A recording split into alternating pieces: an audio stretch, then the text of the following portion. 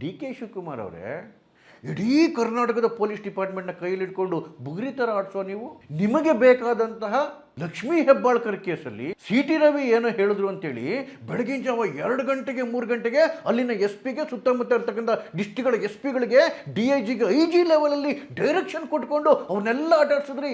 ನಿಮ್ಮ ಲಕ್ಷ್ಮೀ ಹೆಬ್ಬಾಳ್ಕರ್ ಮೇಲೆ ಇರ್ತಕ್ಕಂತಹ ಕಾಳಜಿ ನಿಮಗೆ ಧರ್ಮಸ್ಥಳದ ದೇವ್ರ ಮೇಲೆ ನಿಮ್ಗೆ ಕಾಳಜಿ ಇಲ್ದಂಗೆ ಆಯ್ತಾ? ಲಕ್ಷ್ಮೀ ಹೆಬ್ಬಾಳ್ಕರ್ಗಿಂತ ಕಡೆ ಆಗೋಯ್ತಾ ನಿಮಗೆ ಹಿಂದೂಗಳ ಭಾವನೆಗಳು?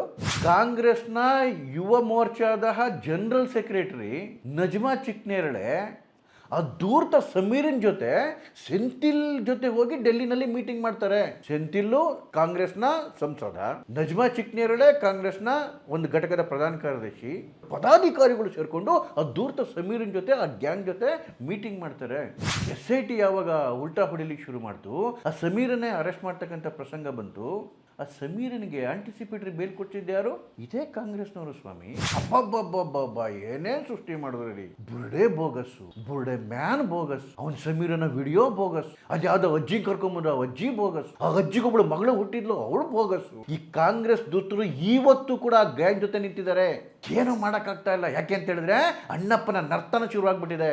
ಸ್ನೇಹಿತರೆ, ಈ ಕಂಪ್ಲೀಟ್ ವಿಡಿಯೋವನ್ನು ನೋಡಬೇಕು ಅಂತ ಹೇಳಿದ್ರೆ ದಯಮಾಡಿ HNC ಲೈವ್ ಯೂಟ್ಯೂಬ್ ಚಾನಲ್ಗೆ ಬನ್ನಿ, ಅಥವಾ ಈ ಕೆಳಗಡೆ ಇರ್ತಕ್ಕಂತಹ ಲಿಂಕನ್ನು ಪ್ರೆಸ್ ಮಾಡಿ.